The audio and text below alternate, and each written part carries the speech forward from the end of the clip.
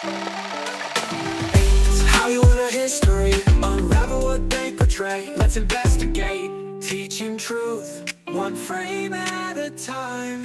Welcome to the Hollywood or History Podcast, a podcast to help social studies teachers and teacher educators use film effectively in their classroom. I'm your host, Dr. Scott Roberts, and in each episode, we talk with a volume editor and lesson plan developer to determine the accuracy of their favorite films. Hollywood or history, unravel what they portray. Let's investigate, teaching truth, one frame at a time.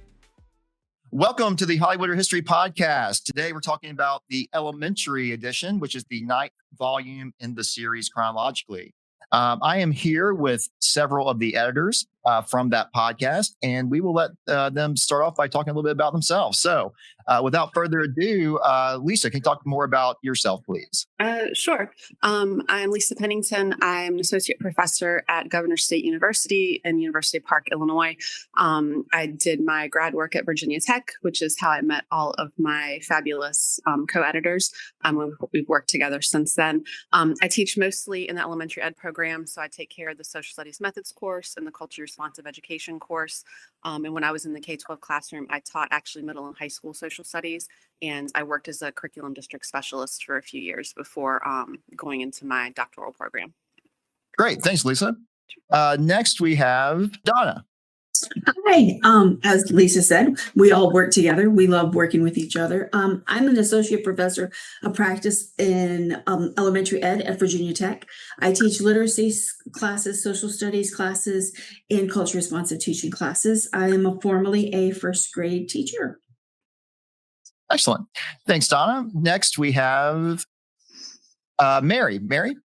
Hi, I'm Mary Tackett. I got my PhD as well from Virginia Tech with a focus on elementary education, curriculum, instruction, and literacy. I'm currently an associate professor of education at Longwood University, where I teach courses on foundations of literacy instruction, curriculum design, instruction and assessment, and I supervise teacher candidates. I am also a former elementary school teacher. I taught first, second, and fifth grade. I've also been a reading and literacy coach, and I enjoy research on children's books and how to use them to talk about difficult concepts in the classroom. Great. Thank you very much. And finally, last but not least, we have Paige. Go ahead, Paige. Hi, I'm Paige Horst. I am an associate professor at Radford University, and I direct the School of Writing, Language, and Literature, and I coordinate the secondary English education program. So I'm the odd duck in this group a bit. My primary experience and teaching focus has been at the secondary level, but I have taught every age group from age 2.5 years to graduate students at this point. So my focus is in adolescent literacy, but to this group, I'm literacy sort of in general. Perfect. Well, thank you very much. Well, there's also, you had one more editor of the book who couldn't be here today. Can someone talk a little bit more about Megan? So Megan, I met her out here in Illinois. So she's kind of the one non-Virginia person in this group. She's at Illinois State currently, and she works with secondary student teachers there. So, but yeah, unfortunately, we're going to miss her today. Right. Well, the good thing about your volume in the series is it is much, much needed. We do have some elementary education lesson plans. The first book we had, about 10, and then the other books that preceded that, there are, some elementary stuff here and there. But your volume is primarily focused on elementary, especially that pre-K 3 level. Which is obviously super important. And I really, really appreciate your volume because it shows the teachers that we work with, especially me, because I work with the 3-6 grade band, but they're also getting their pre-K 3 certification as well. And every time I do Hollywood history, they really say, okay, well, this is great, but how can I do it for a first grader? How can I do this for a kindergartner? Because they want to use it, but they just don't really see how they could after, getting more of a middle elementary level 3-6 kind of experience with it. So I really, really appreciate this volume and think this is going to be a great addition for any pre-K 3 teachers, teacher library, as well as, that 3-6 band. But can you talk a little bit more about how you came up with the idea for elementary ed, and then also some of the selected films or cartoons that you have in the book? Sure, I can speak to that. So, our volume is, I believe you said volume 9 in the series. And so it's an inquiry-based strategy for using film to teach salient social studies in elementary, or salient issues in social studies for the elementary. And Lisa was the one who actually told us a little bit about this project. And she said, wouldn't it be cool if we could focus on elementary specifically? Because up to that point, there hadn't been a full volume looking specifically at that elementary audience and how to look at film at those specific age levels. So our volume is grades K through 6 focused, with a primary focus on those primary grades as well, like you mentioned earlier. It's comprised of about 20 lesson plans, and they span 5 different topics, and there's a different topic for every chapter. So we have 5 chapters throughout the book. Each chapter has about 4 lessons in them. And so the big topics were things that we discussed ahead of time to think about, okay, what are some of the major issues or topics that are really salient today in elementary schools? What do teachers sometimes struggle with talking about, or maybe don't know how to approach these types of topics in the classroom? And so we did a lot of talking with colleagues, practicing teachers, pre-service teachers, and research of our own. We really enjoy doing research together and collaborating on articles that look specifically about using children's literature as secondary sources to talk about difficult topics. And so some of the ones we kind of came up with, which were our 5 topics that we actualized in the book, were race, immigration, diversity, activism, and then gender identity and LGBTQ. And so we received a lot of different really wonderful lesson plans that included really beloved TV shows like Arthur by Mark Brown, Postcards for Buster, which is the spinoff of Arthur, DuckTales, Sesame Street, Yogi Bear. And then we also had a plethora of short films and some longer feature films like An American Tail, Wonder, Finding Nemo, Paddington Bear. And so a great repertoire of a lot of different wonderful films to talk about these issues. And some of the ones that we'll highlight today across some of those topics are Molly of Denali, which was one from our chapter on race, chapter 1. And so this looks at the impact of boarding schools and the resistance of Indigenous communities, and really discusses ways to claim and celebrate cultures. In our disability chapter, we looked at a really beloved spinoff of Fred Rogers, Mr. Rogers' Neighborhood, which is now Daniel Tiger's Neighborhood, one of my own children's favorites. And it was on disability. And specifically, they had a classmate with autism. And so it focused on what can we do to play with you? How can we be inclusive and accepting and understanding of individuals with disabilities, especially in those really young ages? We also had one for the activism chapter on the one and only Ivan, which is a loved book. And we'll talk a lot more about that. Donna will kind of highlight that. That was one of the lessons that she worked on in this book. And that was for our activism chapter. And it really focused on the idea of when should we step up? How can we be an activist? When should we stand up for things that we don't think are right? And it specifically focused on captivity of animals in zoos and like ethical concerns with those. And then in our chapter 2, which is on immigration, Wind was a popular video we saw that focused on the idea of home and juxtaposed that against why might people leave their homes. Mm-hmm. And so further on in this podcast, we'll dig a little bit deeper into the one and only Ivan as kind of an exemplar. But these were some of the really wonderful work that our contributors gave us, and we had the privilege of reading and enjoying. Yeah, they're great, and I will do a shameless plug. Y'all invited me to do a lesson as well, so I worked with 3 colleagues taking a lesson that we had already written about American Tail, but really making it focus on that grade 1, grade 2 level, whereas the original lesson was for more of a grade 4, grade 5. So you really stretched my intellect to make sure, how can I make this lesson about immigration benefit someone who's in first grade or second grade. So so I think again, anyone that reads the book, especially at that grade level, is going to see just amazing lessons that they can use with their K through 3 students as well as the 3-6. So thank you very much. Anyone else want to have anything to say about the book, the volume, how you came up with it? Just kind of in general, like Mary mentioned, we do tend to focus on elementary social studies. Although like Paige, I taught middle and high school when I was in K-12, but moving into elementary when I was a district specialist and then working with my students at GSU, it was a little disheartening to see how much social studies is left out of elementary schools. And of course, I recognize the struggle in my high school students and my college students. And for example, distinguishing between secondary and primary sources. And it's very disheartening to see that they're missing just some basic background and history. And I recognize they're going to be elementary teachers. They need to be kind of a jack of all trades. But there are some very basic gaps they seem to have. And all the research shows that elementary students can deal with difficult topics. They can work with primary sources. But the way we teach social studies in elementary is very sugar-coated. It's very protected. It's very minimal if it happens at all. We just tend to avoid teaching these full and accurate histories and providing context to elementary students. So one, we're denying them the opportunity to better understand history and to give them that context and background, but we're also preventing them from practicing historical and critical thinking skills, which of course would be helpful as they move up in grade level. And these kids actually do have questions about difficult topics. They're hearing bits and pieces about the news. They know things are going on. They're trying to make sense of the world around them and things that are happening. So we thought it was a huge disservice to avoid engaging students with these ideas. So we wanted to focus specifically on elementary social studies to hopefully help, teachers in the classroom think about how they could have these conversations and, do that around a medium that most elementary students like, which are, cartoons, film, that sort of thing. So that was kind of, the impetus behind wanting to do this volume. Great. Yeah. And Lisa, we can talk about another occasion, but I think you and I had the same exact career arc. So I was also a program specialist and became a professor. So yeah, other than going to the University of Georgia, not Virginia Tech. So I think we're pretty close. So.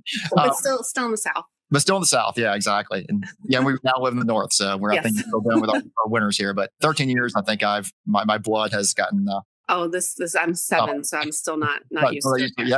Yeah.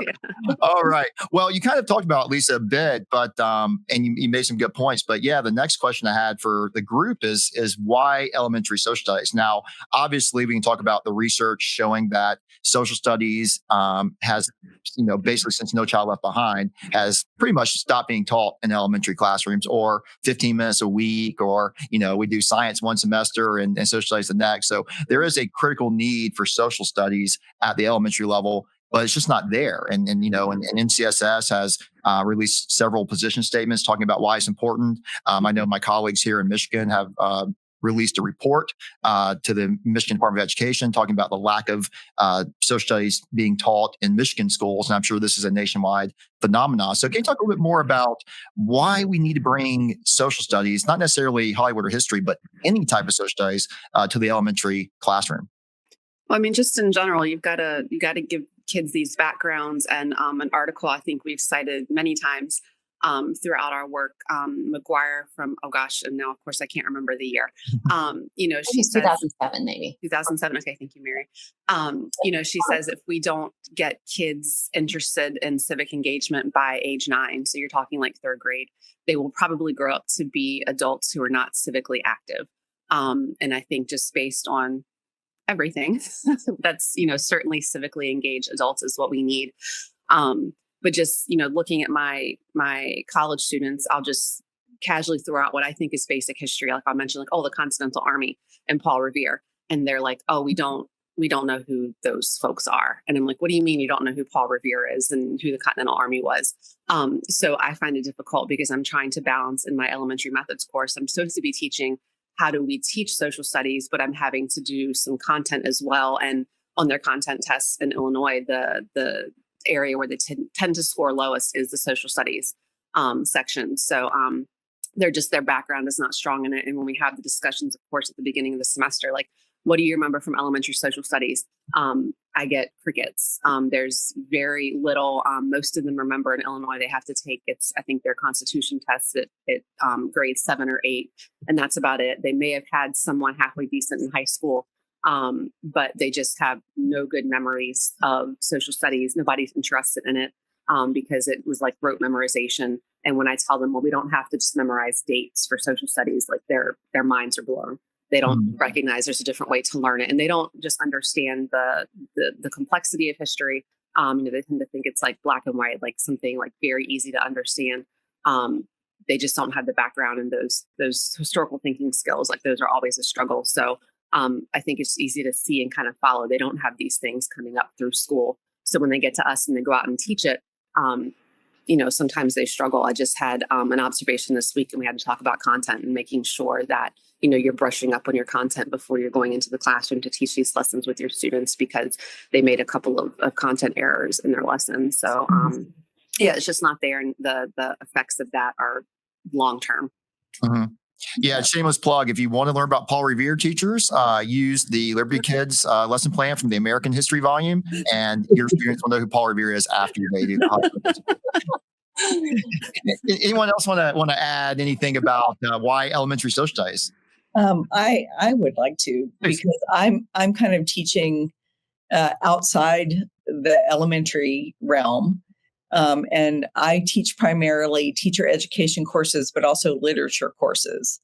So like I'm teaching children's literature, but as a body of literature, not necessarily as teaching tools.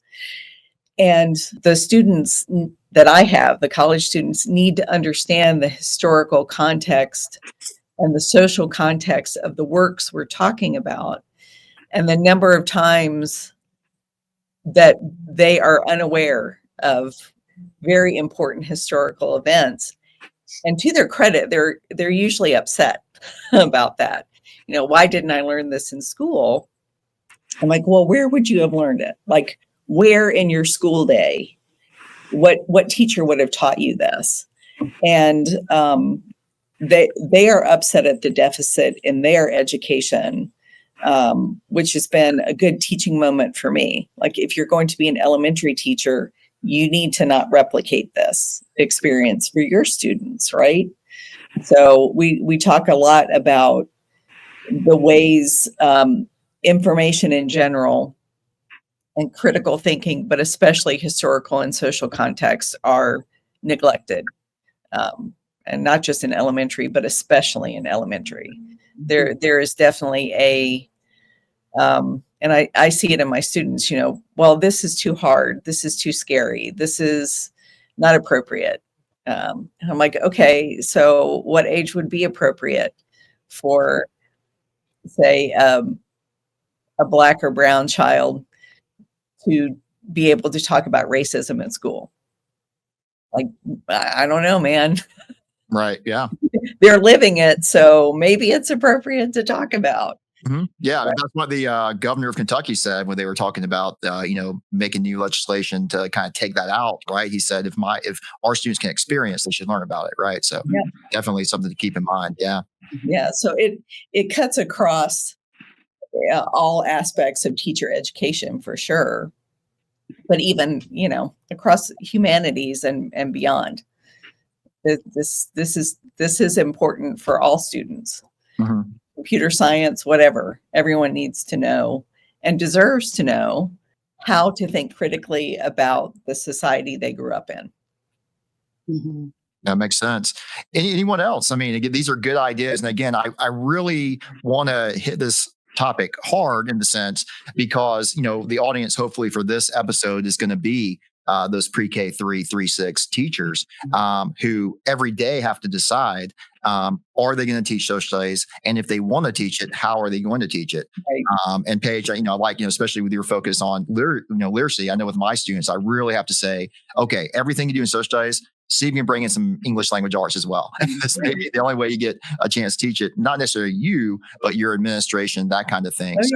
So they, there's certainly a lot of challenges for teachers at this grade level, which is why I think this book is going to be very helpful because, one part, and we'll talk about that a little bit later, but one thing that you have to do in the book is include at the time Common Core standards. Now, Common Core is no longer with us, but the elements of Common Core are certainly in a lot of state ELA standards still. I know it is for Michigan. So sometimes we have to teach English language arts to teach social studies. Mm-hmm. Oh, yeah. And I will say that is one of the things that, when Virginia's kind of pushed back on, we really need to focus on literacy and math. One of the things that I helped my pre-service teachers do was, okay, let's bring some social studies into the reading programs that we're using, some nonfiction text structures, and nonfiction text. But the importance of it is making sure that students, I had first grade students that I used to read Baseball Saved Us to. And, we talked a little bit about incarceration and the Japanese internment camps, incarceration camps. But the goal of it was for them to understand and be able to step into someone else's shoes to build empathy for others, right? So they have to understand we live in a globalized society. 20 years ago, 30 years ago, when I first started teaching, we didn't have the World Wide Web.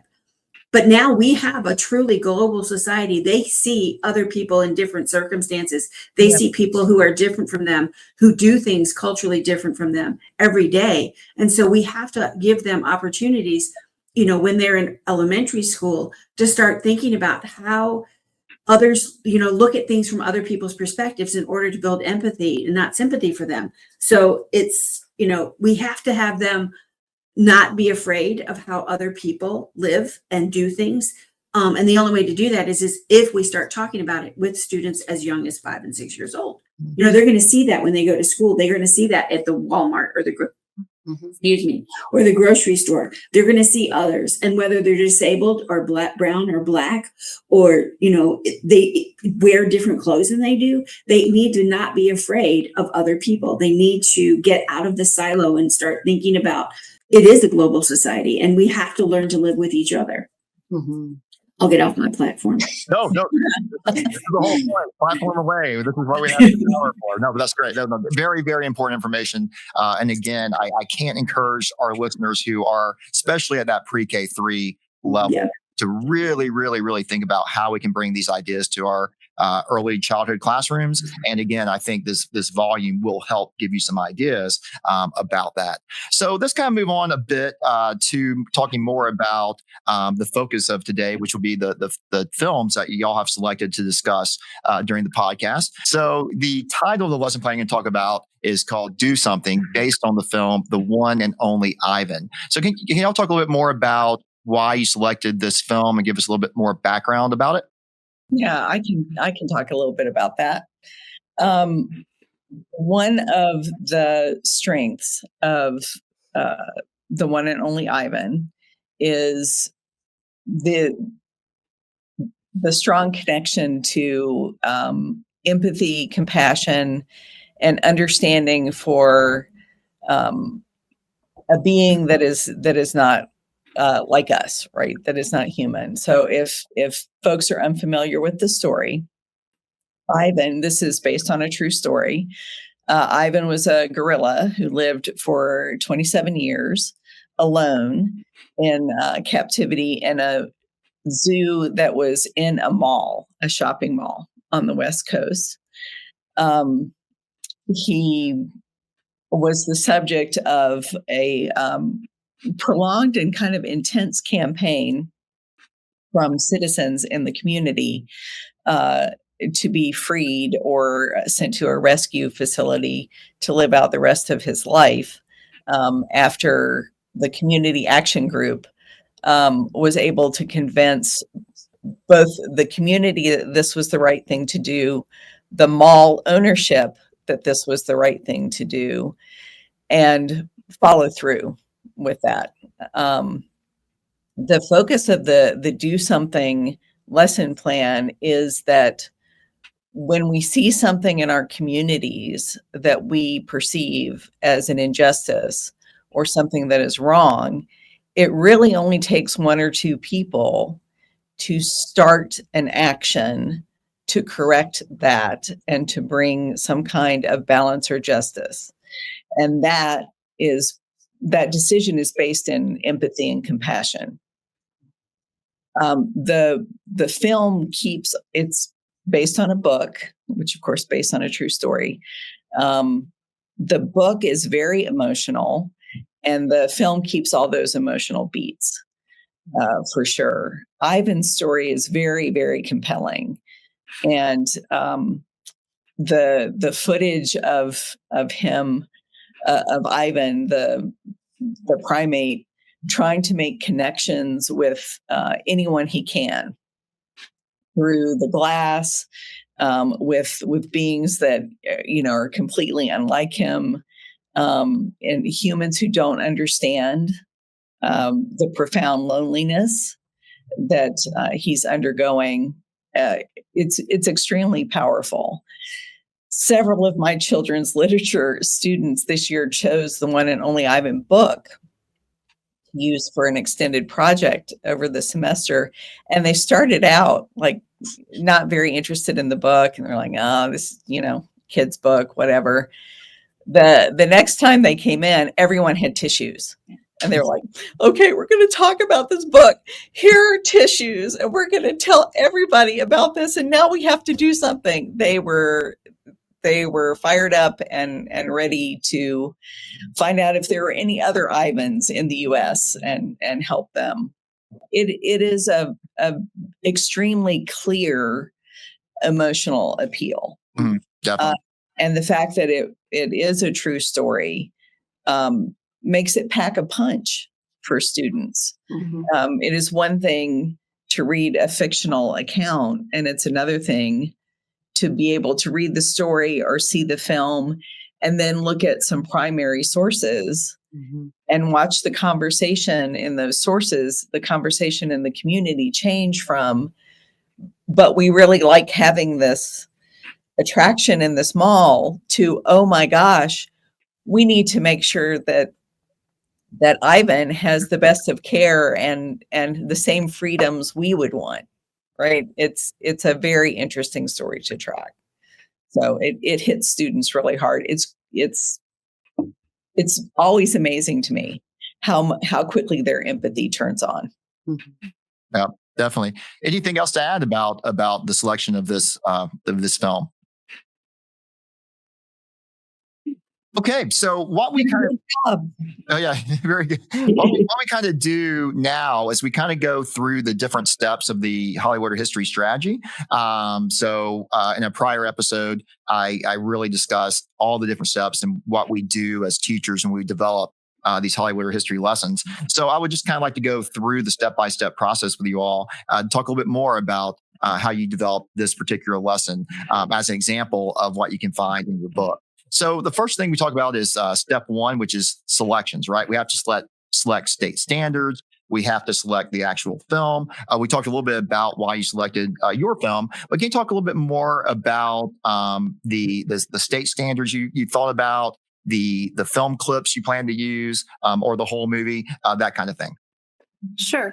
So in looking at the standards, and like we've mentioned already, the way we teach social studies is often to I tell my students, sneak it in to ELA.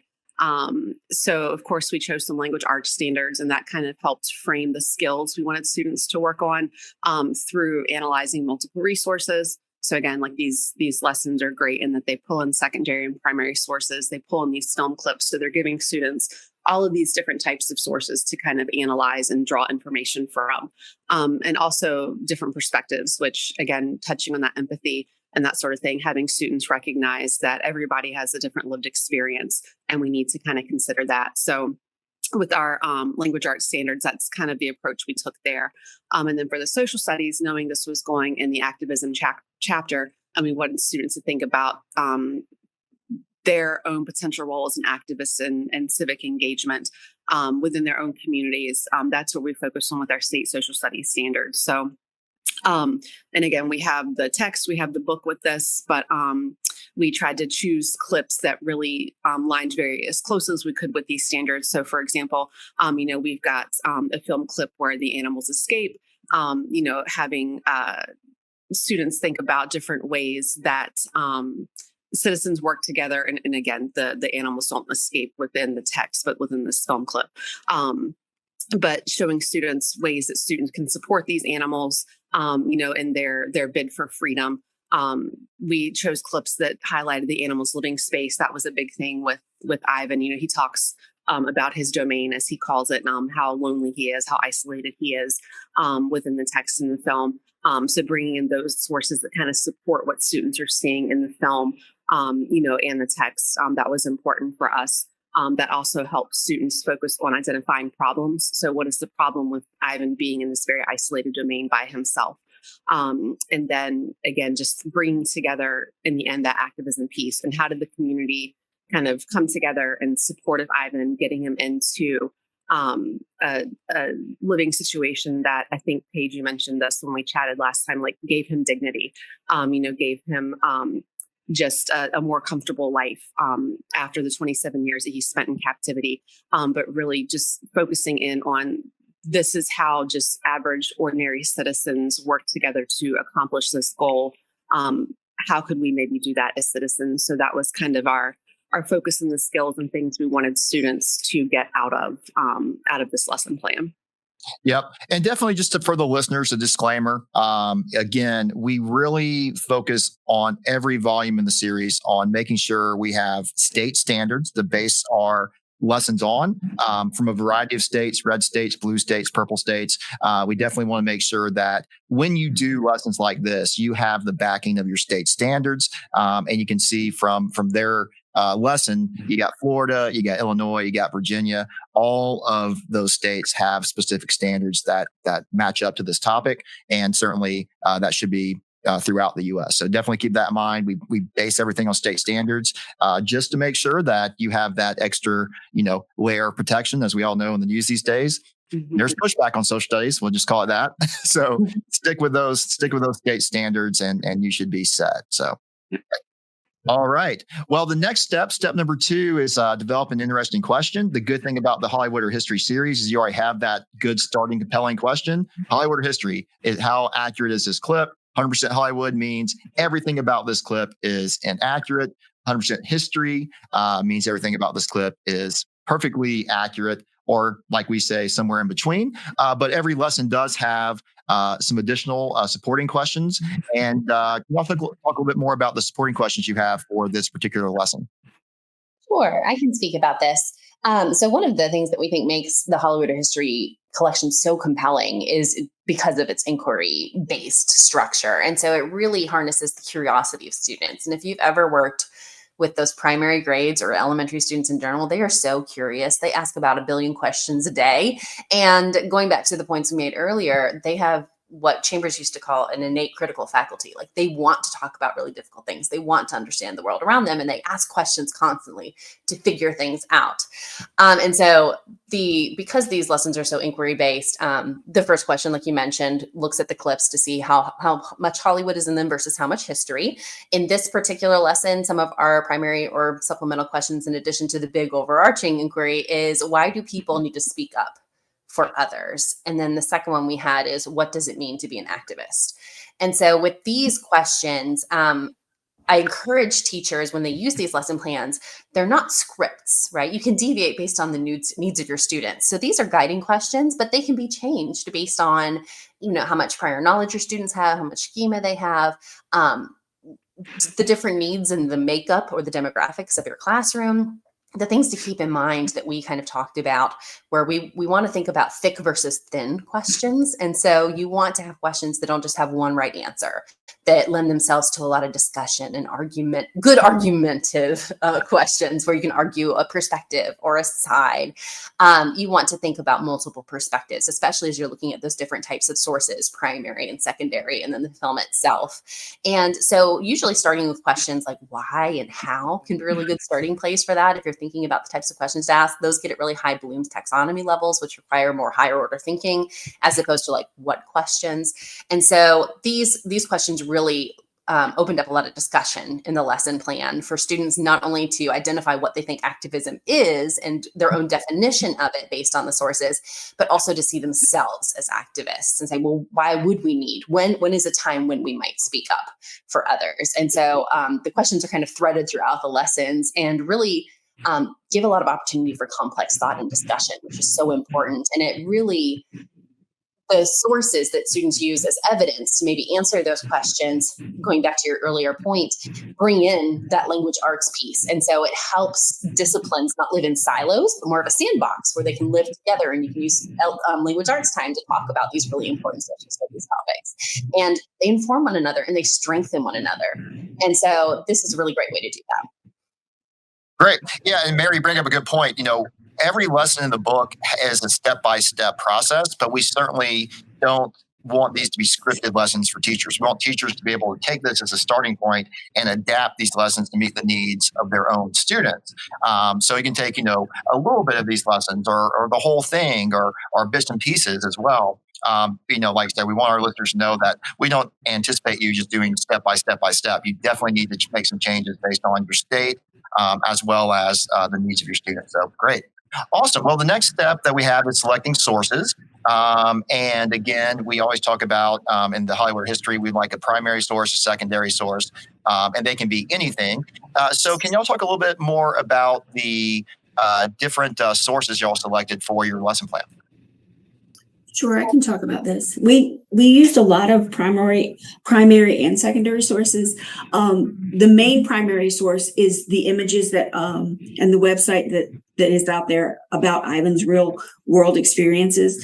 They did do the video when they were doing the activism, like Paige talked about before. Like they started in I think it was 1988, and then one of the activism groups were like bringing attention to Ivan's conditions, his living conditions, and this all came about from the pictures that he was drawing, like of wildlife and what his home used to look like, even though he was only 6 months old when he came.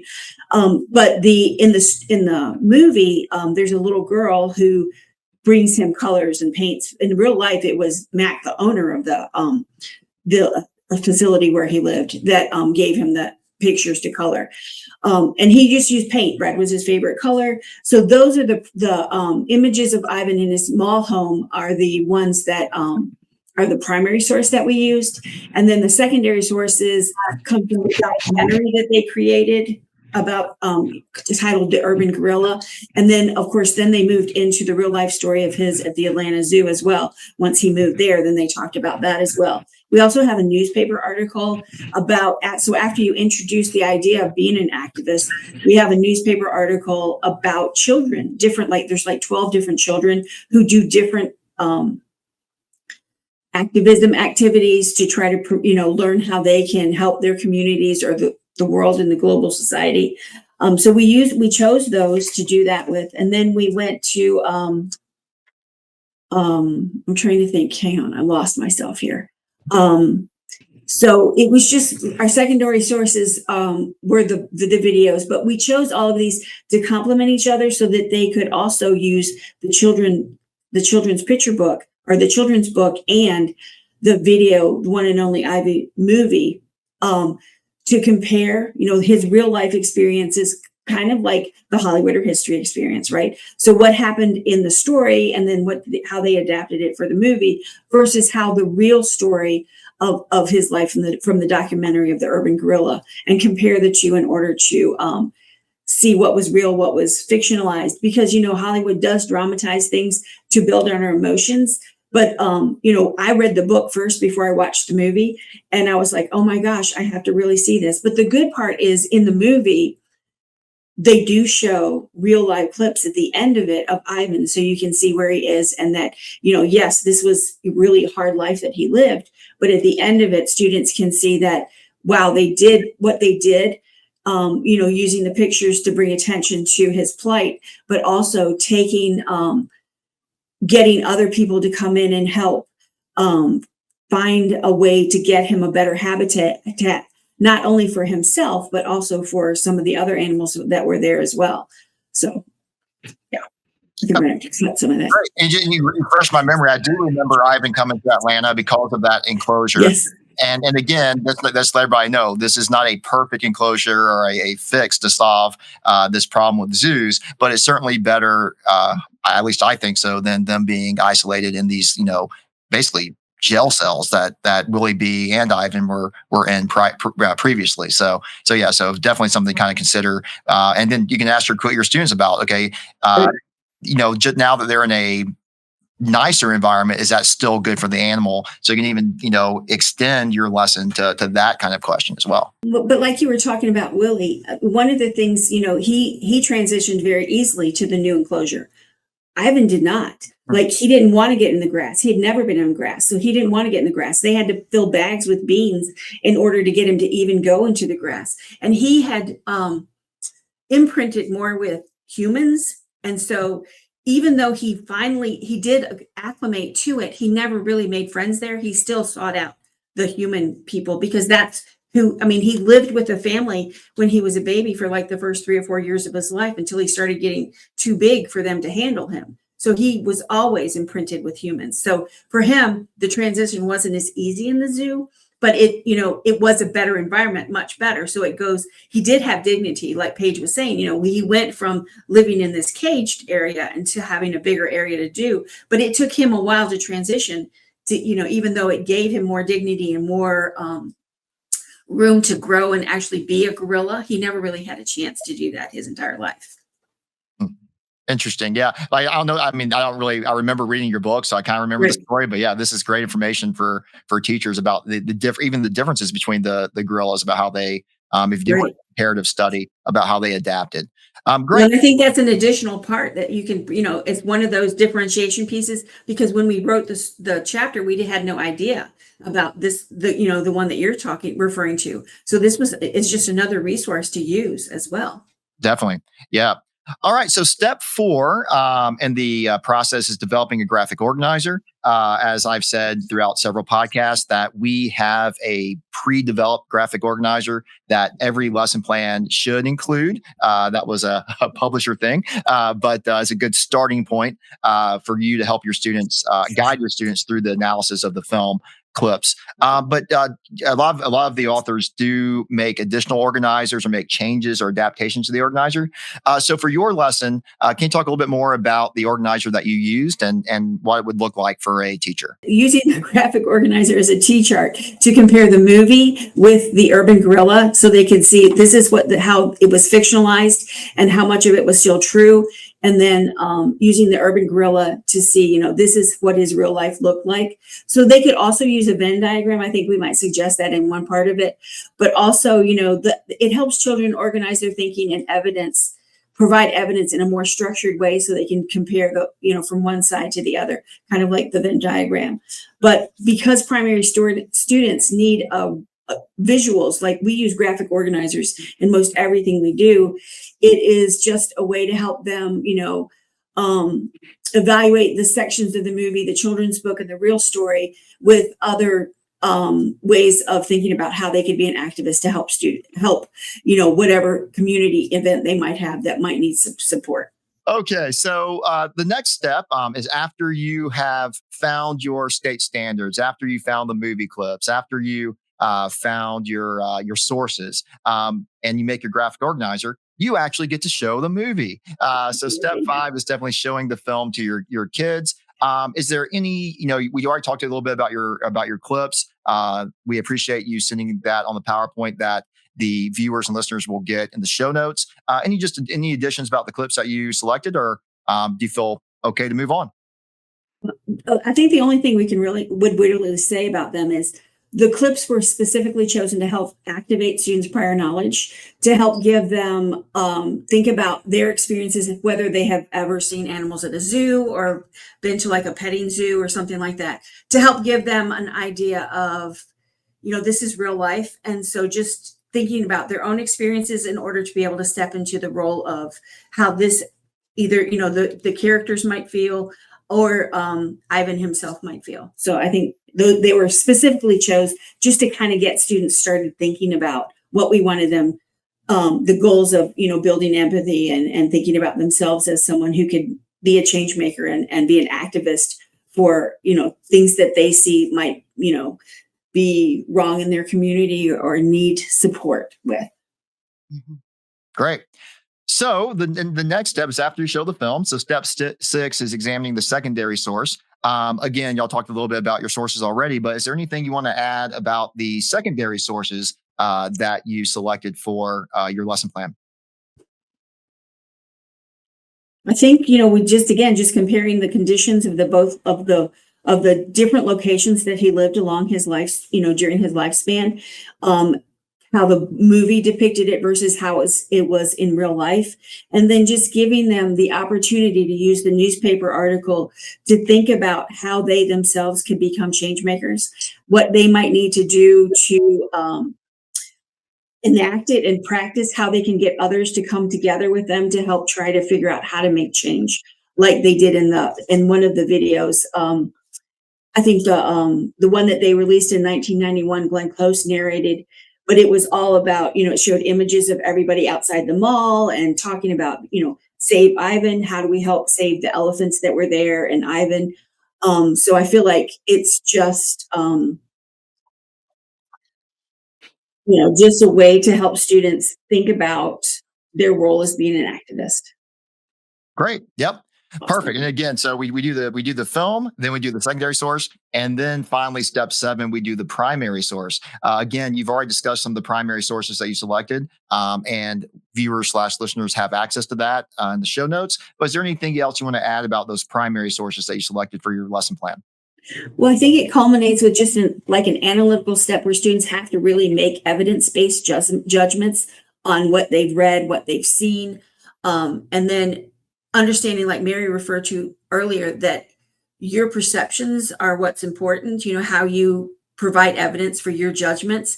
There's no right or wrong answer. These are, questions that help you figure out what is the evidence that helped you make your decision, and how do you justify or explain your response using the evidence from the primary and the secondary sources that you've had.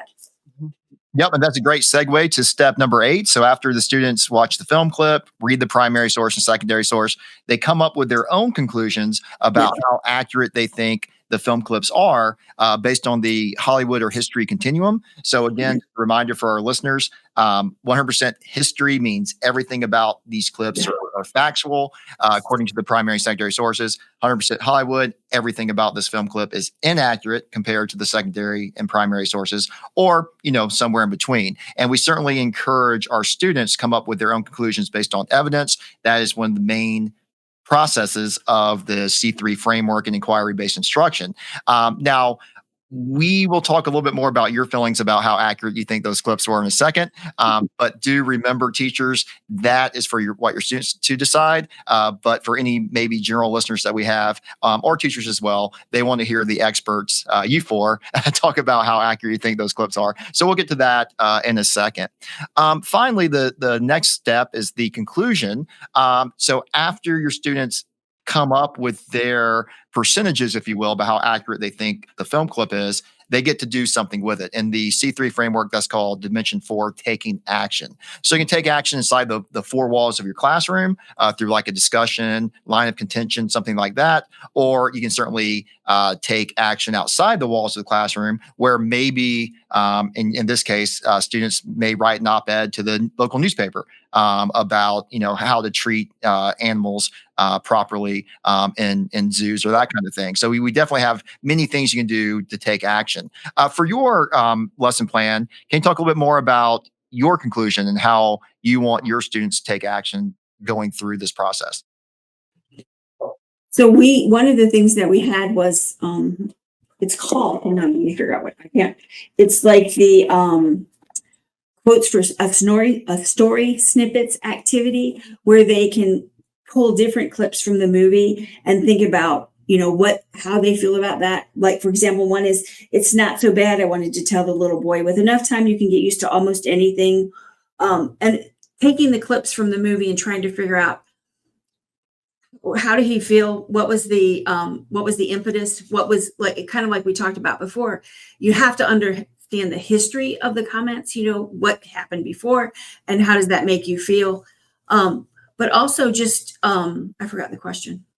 Oh, just so basically, just the taking action piece, the conclusion. What will your student do at the end of the lesson to take action and show what they learned by going through this process? What kind of activities did y'all include in the lesson? So it goes back to the newspaper article about choosing. So they get to choose, read the different things. They choose one of those activists to research more and find out what they did to help make a change. And then they look at their local area and, all right, what is there something in our school, in our community, or, even in our county that we might want to, like, do we need better resources at the library, or do we need more, areas to play on the playground? So depending on the grade level, thinking about, because they're going to be, if they're in kindergarten, they're going to look at it differently than if they're in 5th grade. Like 5th graders might well, we need more opportunities to do something, like we need a bigger place to play baseball. Whereas kindergartners, I just need a better playground. I need more swings. So letting them come up with, after they, either if they can't read the article, reading it to them and having class discussions. A lot of it is community building within the class to think about, okay, coming to consensus about what do you think is the big thing that we need to work on, either in our school or in our community, and then helping them either write letters to their mayor or letters to the principal. So giving them an opportunity to actually be a change maker in something that matters to them. Perfect. Great. So yeah, so again, all these type of activities are included in every lesson in your volume, both in your specific volume and all the Hollywood history volumes as well. Okay, so this is not what we want teachers to do. We want teachers to have their students determine how accurate they think the film clips are based on evidence. But just for our listeners, y'all are definitely the experts on the one and only Ivan. So based on your own research, making this lesson plan, and using the same continuum, 100% history, 100% Hollywood, or somewhere in between, where do y'all think the film falls? Lisa and I have talked about this like 50-50 or 60-40. I feel, all right, so if you, I mean, I'm going to say it's kind of 50-50, right? The images that he draws in the movie are like all different colors, even though he does like, red is the main pictures that he does in real life. The person who gave him the paints in the movie was Mac, the owner of the mall. But in the movie, it's a little girl. It's the janitor's daughter. So, I mean, it's like Hollywood, they dramatize stories to tug at our heartstrings, right? And so a little girl giving this and seeing this happening, it gives you more emotions than having Mac, the owner, do it. So it's I don't know. I mean, what do you think, Lisa? What do you think? I would say the middle, because I feel like, again, obviously this is like a very emotional thing. Like it's, it's playing on your feelings, and I know Hollywood tends to dramatize things for that effect, but I don't feel like they really had to try that hard to do that in this instance. Yeah. So yeah, I would say kind of the middle. They do like, and because the little girl's in the book as well. So I feel like they just didn't have to try that hard in this case to make people angry or sad or whatever emotions these film clips and text are going to bring up. So yeah, I would put it in the middle because there is a little bit of that, but just not a whole lot. Yeah, I think the stylistic changes they added too, like Lisa said, the heart of the story is still there, but the stylistic changes, like Donna mentioned, like the little girl as opposed to the adult giving the paints, they're probably really purposeful choices from Hollywood to think about the audience that would be typically watching this movie, which would be young children, and they're going to empathize and relate more to the young girl than they would to the adult giving the pains. And so while Lisa mentioned that, there are some differences, I think the core is still intact. It's just stylistic things to, again, tug at those heartstrings. Sure, because real life is not a clean narrative, right? We, no matter what, we are not proceeding through time and space together in the Hollywood version of our story. So, yeah, like any memoir, you need to be selective with what you're concentrating on in order to keep the narrative intact and keep the viewer or the reader engaged. So I think, 50-50.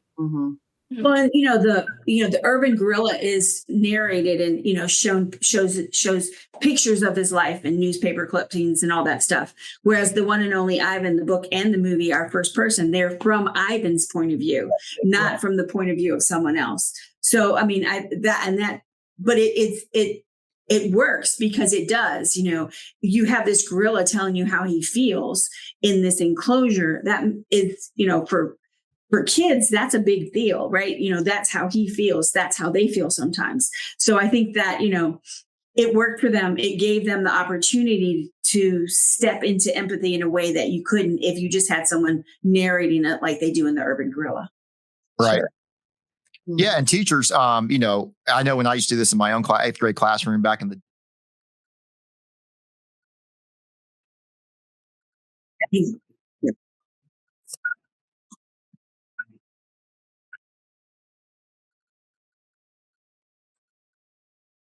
definitely early on, you may see a lot of 50-50s, and that's fine. You just tell your students they have to explain using evidence why they think it's that percentage. Great. Well, thank you so much for that. So y'all did a good job of providing references and materials for our viewers and listeners when they get access to this PowerPoint. So I appreciate that. Some of your sources that you use, as well as other information that they need to know for the lesson. So thank you. And just want to, and you also offered some of your publications as well. I know y'all do a lot of work. I enjoy reading your work as well with my work with elementary ed. So is there anything y'all would like to promote now that we have a little time to talk about your other work outside of Hollywood or history? Any new articles, anything, you were recently on a podcast, know that. Anything else y'all would like to promote about any upcoming work or things you've done recently? We've always got an article out. Yes. Shop somewhere. Yeah. Where's our most recent market? We've got several things going, so I'm trying to remember what is where. So we have, which one is in the reading in Virginia that is the activism? We have an article on activism using children's. Mm-hmm. So that one's currently in the works. We did a kind of along with the idea of the Ivan. We looked at children's picture books about activism, and we did a content analysis in which we looked through search engines, and we tried to kind of put on the teacher hat again and say, okay, if we wanted to talk about activism in the classroom, how would we find books? And so we went to Google and did a search, and we looked at like the top 10 search engine results, and then we compared the lists that were offered through blogs or teacher education websites or databases that showed up in that. And then we cross-analyzed them to see what the most popular results were for children, how to teach children about activism. And then we analyzed those children's books to see what the themes were. So we're currently working on that draft and getting that ready for publication, which is exciting. Great. And Mary and I just had one accepted. Hopefully it will be out soon in the Great Lakes Social Studies Journal. We tried something new. Called it Sustained Inquiry. And we looked at water conservation and protection, and we almost created like a unit using the inquiry design model to walk students through understanding like their relationship with water up through like the global relationship with water, and how there's an activism piece there. Like, what can we do to protect and conserve water, and what are the concerns? So we're waiting for that one to be out soon. Great. And for my Michigan teachers, the Great Lakes Social Studies Journal is the journal for the Michigan Council for the Social Studies. If you find the APA to be flawless, that's because I do the APA editing for that journal. So then I apologize, because my APA is not flawless. If you find a mistake, that's the author's fault, not me. No. But yes, I do that. So yeah, and now I know we're in talks to make the Great Lakes Journal even more Great Lakes focused with some of the other states that border the Great Lakes. But currently it's the flagship practitioner journal for MCSS. So that's awesome that y'all have something in that. I do recall reading that recently. So great. Anything else? I have, I think, 2 proposals in that I'm with NCTE, the National Council of Teachers of English. One of which is with this group on teacher educators and activism. And the other one is strategies for supporting marginalized students in primarily white teacher education programs. Amazing. Well, great work, everyone. I really, really appreciate y'all coming on the podcast, talking about your outstanding volume in the Hollywood or History series, as well as your upcoming work. So just for the viewers and listeners, if you have any questions for myself or our guest concerning this episode, please send us an email at hollywoodorhistorypodcast@gmail.com. Once again, if you have any questions for me or the guest, please send an email to us, hollywoodorhistorypodcast@gmail.com. Well, thank you so much for joining us, everyone. And we look forward to seeing your upcoming work in the future. Have a great one. Thank you. Thanks for listening. Hollywood History volumes are now published by Emerald Publishing out of the UK. All volumes can be purchased on Emerald's website or anywhere books are sold. If the innovative ideas discussed in the podcast have led you or a family member to consider earning an undergraduate or graduate degree in education from Central Michigan University, we encourage you to review the links in the show notes or contact host Dr. Scott Roberts at rober4s@cmich.edu. We offer undergraduate degrees in general and special education at the elementary level, secondary disciplines including social studies, and graduate degrees in curriculum and instruction, instructional technology, literacy, health and PE, and special education. We also have accelerated teacher certification programs for those with undergraduate degrees in something other than education who want to become excellent teachers in the state of Michigan.